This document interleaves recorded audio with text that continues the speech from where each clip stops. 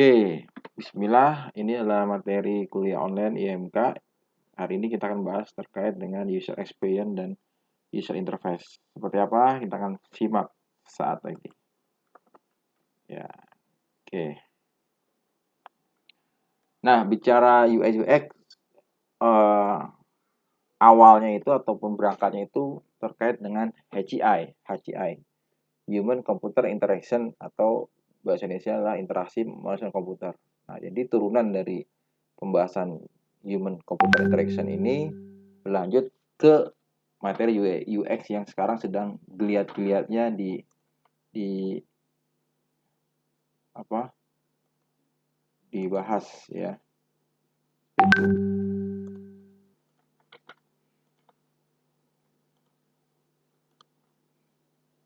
Oke. HCI ini ya boleh kita samarkan adalah, ini dikutip dari Wikipedia, adalah disiplin ilmu yang mempelajari hubungan antara manusia dan komputer yang meliputi perancangan, evaluasi, dan implementasi antarmuka pengguna komputer agar mudah digunakan oleh manusia. Ya, jadi secara umumnya dulu pembahasannya HCI. Ketika saya waktu kuliah sekitar 2008, itu masih HCI, belum ada UI UX. Ya UI doang, tapi itu juga enggak. UX ini baru dilihat ketika banyak startup yang menerapkan ya kemudahan pengguna di aplikasi Android base yang dipakai oleh sejuta umat atau banyak orang, ya itu baru cara literaturnya tumbuh dan banyak pembahasannya, bahkan jadi concern khusus atau jadi bagian khusus di satu posisi. Dulu belum ada, mungkin 10 tahun yang lalu belum ada posisi user experience. Nah, sekarang ada di perusahaan startup yang berbasis teknologi, yang berbasis aplikasi, solusinya dia mengadakan posisi ini. Makanya kalau kita bahas ini dengan pendekatan kekinian atau pendekatan aplikatif, ini aplikasi menunjang sekali yang teman-teman yang ingin masuk ke perusahaan-perusahaan startup, ingin bergabung, ingin bantu, yang mungkin diperkuat dengan programmingnya, atau saya nggak kuat programming, ya masuk ke sini. Jadi semua itu ada pilihan. Ya ini salah satu solusi buat teman-teman IT yang pengen masuk di dunia IT, ya ini pelajari terkait user experience. Jadi kalian menganalisa dan mendesain, ya kan? Ya nggak harus ngoding gitu. Kalau bisa coding lebih baik, tapi kalau nggak bisa, di sini kalian, kekuatan kalian siapa tahu di sini. Ya itu berangkatnya kenapa user experience itu ada ya. Jadi ini materi lanjutan gitu, atau materi yang kekinian yang terkait user tersebut.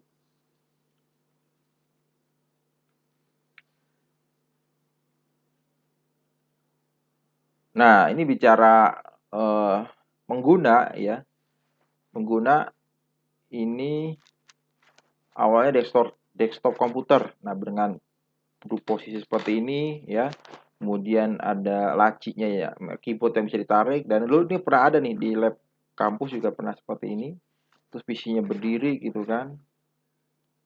Nah, seperti itu. Awal-awal tahun 80 sampai 90-an. Terus kemudian masuk ke laptop ya. Hanya bedanya dia lebih tinggi sedikit dan juga lebih ramping di sisi perangkat komputernya. Kemudian lagi masuk lagi ke area tablet ya. Bukan puyer nih, tapi tablet ya. Jadi di sini tidak perlu ini, jadi dinamis. Cuman secara duduknya lebih meningkat gitu kan.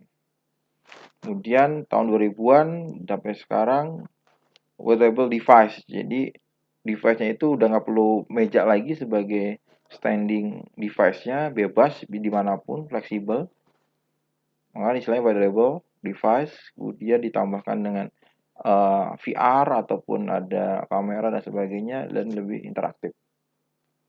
Dan kedepannya seperti apa? Nah, kita bisa lihat. Jadi kedepannya bahkan nggak ada device sama sekali, ya kan? Luar biasa sekali perkembangan teknologi di sisi user interface. Jadi kebayang user interface yang awalnya dia duduk, butuh device, butuh bangku, ya kan, butuh meja, ini sekarang hampir tidak ada. Ya, semua bisa jadi sarana untuk membuka. Oke, lanjut.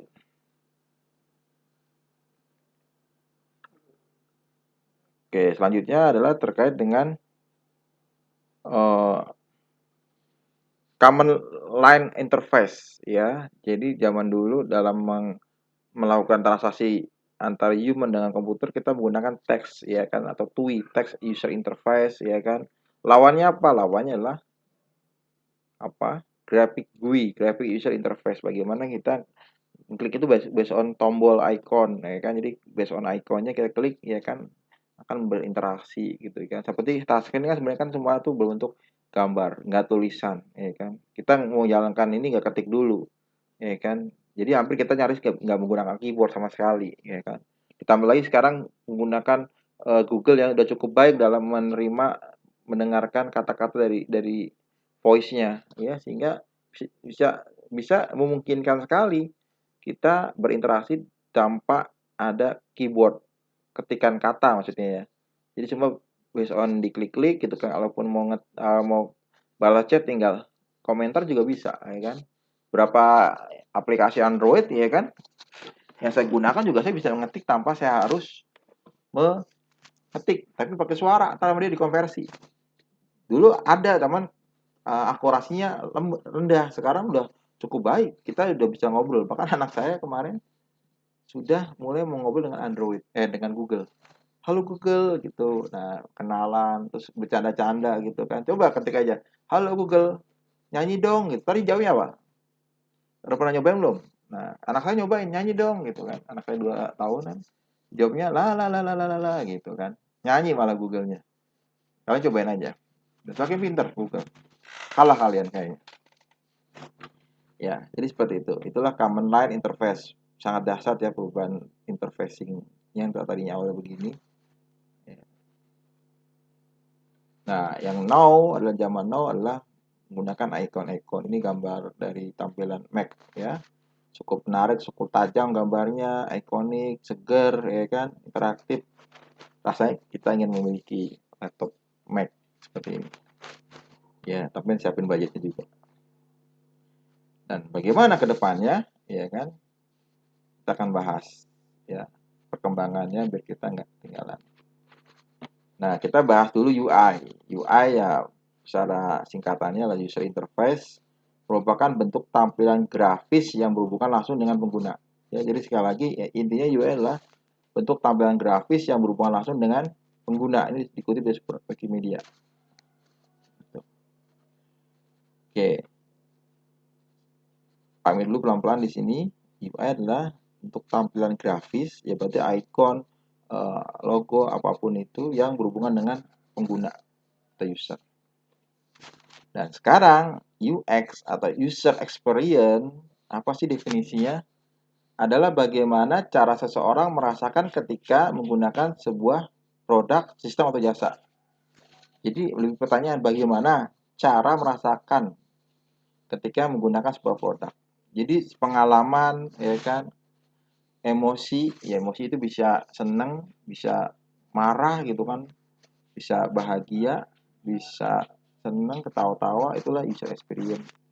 Mudah nih ataupun nanti feedbacknya apa. Nah, itulah user experience, membahas bagaimana cara seseorang merasakan produk itu nyaman, ya, bisa produk atau sistem ataupun jasa yang lain.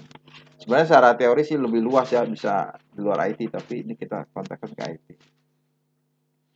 Nah, sehingga teman-teman paham bahwasannya UI dengan UX itu berbeda. Ya, sempat ada dikotomi bahwasannya UX itu sama sama UI. Beda ya. Sekarang beda ya. Bicara icon bisa ini tuh UI. Kalau UX lebih bagaimana merasakan pengalaman dari sisi aplikasi atau dari sisi sistem ataupun dari sisi yang lain. Ya, makanya kalau di Traveloka dia buat namanya experience juga itu kan. Jadi bagaimana jalan-jalan tuh merasakan jalan-jalan yang bahagia gimana.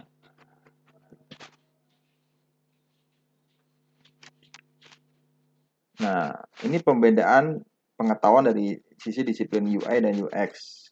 Bagaimana di sini kalau bicara UI dia fokusnya di iconography, kemudian layout ya, kemudian visual design ya, jadi visualisasi desainnya seperti apa, kemudian grafik ikonnya, coloring, terkait warna, kemudian terkait dengan tipografi, fontnya, ukuran font dan sebagainya. Itulah orang yang fokusnya di UI, ya. Jadi sekali lagi saya pelan-pelan di sini karena ada penekanan yang berarti di sini, ya. Jadi UI, kalian bayangkan UI ini otaknya di sebelah kanan atau kiri, ya, sebelah kiri, ya. Ya, bagaimana dia fokusnya ke layout, visual design, grafik, color, tipografi, ya, yang berhubungan dengan tampilan, ya. Nah, sedangkan UX dia bagaimana membahas terkait user research, bagaimana mengenali user itu seperti apa, karakternya seperti apa. Kemudian ada create persona, bagaimana mewakili satu kebutuhan user atau audiens user itu seperti apa, dikenali dari persona, ya. Kemudian user interview, bagaimana menginterview user sehingga mendapatkan satu summary untuk kita terapkan. Kemudian information arsitektur, bagaimana informasi itu fondasinya apa saja, arsitekturnya apa saja, kita tuangkan dalam satu konsep di dalam UX-nya. Kemudian dibuat wireframe dan prototype. Nah, jadi sebelum ini dibuat dulu kerangkanya, ya. Bisa dari coret-coretan, misalkan flow secara umum dulu, ataupun kolom-kolomnya dulu. Nggak harus bagus, nggak harus warnanya tepat, nggak harus kotaknya bagus. Penting ada kasarannya dulu, sketsanya dulu. Nah, sketsanya dulu. Kemudian ada lagi interaction design. Bagaimana interaksi ketika klik ini dia keluar mana, ketika klik ini dia keluar pop up, yakin atau tidak, ketika dia salah pencet dan sebagainya. Dan adalah terkait visual design, ya. Jadi visual design masih ada semi-semi di sini. Ya, seperti itu. Nah, oke. Ya. Nah, ini contoh dari kamus Indonesia ini, mungkin beberapa sudah mengenal, ya. Nah, ini adalah contoh dari visual design cover. Nah, kemudian dari sisi produk, nah ini kita bisa lihat UI UX. Di sini kalau bicara UI doang, dia hanya tampilan, hanya bentuk-bentuk, hanya ikon, tomat, ya kan, dan bentuk botolnya dan sebagainya. Kalau UX, bagaimana hasil tanyanya, interview dengan user, kenyamanan user. Ternyata dia butuh jangan beling, ya, botolnya botol plastik. Bentuknya jangan bulat, ya kan, bentuknya agak kotak gitu kan. Terus posisinya ditaruh di bawah gitu kan, biar lebih ketika tinggal sedikit dia turun, jadi nggak nunggu dulu ataupun nggak terlalu keras. Saya kan jadi setelah dianalisa ternyata bentuknya kita sesuaikan sehingga user dapat kenyamanan, ya kan. Secara prinsip UI-nya secara prinsip UI di logonya dia nggak berubah, ya kan, akan diperbesar seperti itu, ya, seperti itu. Nah,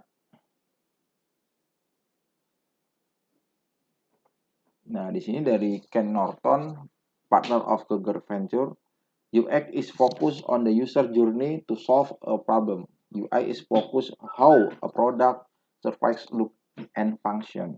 Ya. Nah, ini bicara UI, si tampilan. Oke. Kenapa UI desain menjadi suatu hal yang penting? Pertama, UI desain fokus bagaimana elemen visual ditata dan bagaimana produk akan terlihat.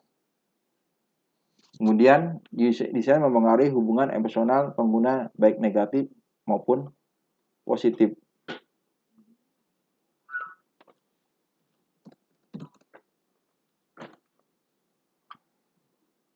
Oke.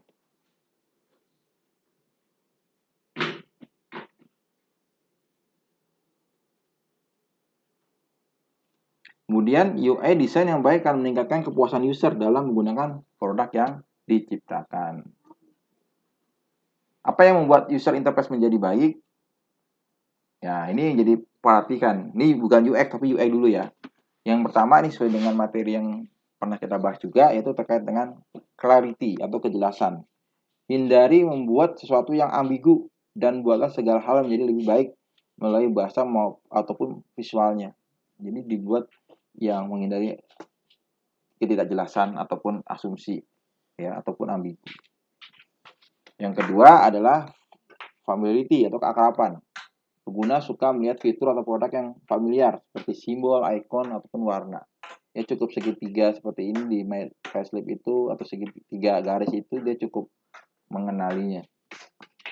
Responsiveness yaitu respon dari aplikasi. Aplikasi harus memberikan respon umpan balik dan memberitahu user apa yang sedang terjadi. Ya, even dia error, ya kan, apa dia sedang lost connection kan kalau kita lihat di aplikasi Gojek, Grab kan dia akan informatif kalau misalkan koneksi lagi mati, nggak diem. Kalau aplikasi lain bisa jadi diem, nggak ada respon. Nah itu dia harus responsif ya. Tapi user nggak tahu posisi terakhirnya apa nih kendalanya dan ini harus benar responsif.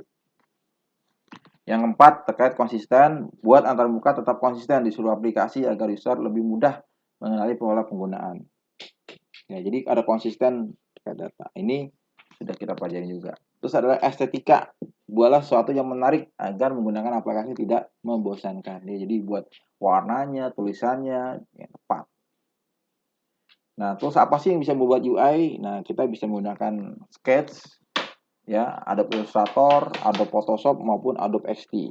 Ya, bicara UI. Tapi kalau bicara layout wireframe itu Adobe XD yang spesial menghandle terkait dengan wireframe. Ya, sudah bentuk. Tapi kalau Photoshop Illustrator umum, bisa icon, bisa apapun itu. Sketch juga bisa, tapi dia nggak salah Mac, basisnya Mac. Nah, inilah terkait user experience.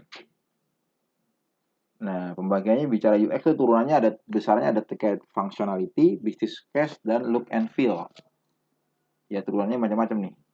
Ada performance, business plan, konsistensi, style guide, visual design development, business analyst, ada release candidate, ada prototyping. Nah, apa yang membuat user experience menjadi baik? Yang pertama, menguntungkan pengguna. Yang kedua, memberikan value bagi pengguna. Jadi endingnya ya si pengguna yang dipuaskan, yang dibuat happy dan dibuat membuat dia tertarik dan nyaman berlama-lama di aplikasi tersebut. Nah, bagaimana proses menciptakan sebuah user experience yang baik buat pengguna? Nah, ini ada stepnya, ada discover, define, develop, deliver, dan evolve, dikembangkan. Nah, yang pertama, ciptakan persona dari penggunamu. Nah, di sini kita sudah mengenali siapa penggunanya, bagaimana mewakili apa umurnya, jenis kelaminnya, ya kan, kebutuhannya, goalnya dia, pendidikannya dia dan sebagainya, behaviornya dia. Jadi sering jajan kopi kekinian, nah itu harus kita kenalin sehingga nanti tepat dalam menentukan UI. Misalkan karena anak muda warnanya disesuaikan, karena anak muda tulisannya juga agak-agak gaul sedikit kata-katanya. Nah itu disesuaikan. Ketika kayak kemarin kita buat desain form CPNS, tentunya kata-katanya lebih ini ya, lebih serius, lebih tegas. Terus kemudian ceritakan bentuk arus dan petakan cara penggunaan. Nah, jadi yang pertama tadi buat user personanya, yang kedua adalah bentuk alurnya dulu, ya kan, nanti ketika dia login websitenya, ya kan, kemudian dia akan dapat pop up selamat datang ataupun kata-kata halo guys gitu kan. Kalau kita lihat di Facebook kan seperti itu. Nah, ataupun kata-kata yang icon-icon yang kekinian, ya kan, ataupun satu kata-kata yang menggairahkan untuk lebih nyaman sehingga nanti endingnya dia akan melakukan di bookmark atau dia save nanti dan sebagainya. Dibuat alur, ya. Kemudian yang ketiga adalah buat wireframe dan prototype-nya. Nah, ini yang tadi saya bilang. Jadi idenya itu biarkan bentuknya sketsa dulu, ya. Karena yang ketika nanti buat prototype bisa jadi itu orang UI, bahkan dipisah, nggak orang UX itu sama, beda. Nah, bagi orang UX itu dia harus memahami begini cukup, pakai kasaran, pakai apa kertas dulu bisa. Nah, yang mengaplikan warnanya, ikonnya dan sebagainya itu nanti orang UI, ya agak beda ya pendekatannya. Dibuat sketch, terus buat wireframe udah lebih mock up, udah lebih tampilan, prototype udah lebih bentuk contoh jadinya, ya ada visualisasinya, ya. Nah, makanya kalau kalian lihat struktur deskripsi bab 3 itu adalah rancangan. Nah, rancangan jangan jadi hasil jadi. Banyak yang ketukar. Karena bicara aplikasi yang benar nih buat dulu rancangannya dulu nih. Membuat wireframe-nya dulu. Baru ntar terakhir baru prototype. Gitu. Ya. Jadi sekali lagi ada ide, detail, dan visualisasi. Nah, seperti ini nih tahapannya nih. Ini step yang ketiga nih, membuat wireframe dan prototype di pembahasan UX. Yang keempat adalah tes aplikasi bersama pengguna dan evaluasi. Nah, dibuat namanya tes bareng gitu kan dengan user sehingga nanti bisa dapat feedback apa yang diperbaikin ya kan, masukkan karena kadang bagi kita udah oke tapi di user nanti dapat insight yang lain, kita harus ikutin maunya ya. Nah, UI dan UX ini bekerja bersama-sama dengan untuk menghasilkan produk yang lebih baik ya. Ini berkolaborasi dengan business analyst, product owner, product manager, user bahkan. Terus kemudian di sisi teknis ada web developer, mobile developer, front end developer, dan back end developer ya. Demikian dari saya ya penjelasan terkait dengan UI dan UX ya. Seperti itu. Terima kasih.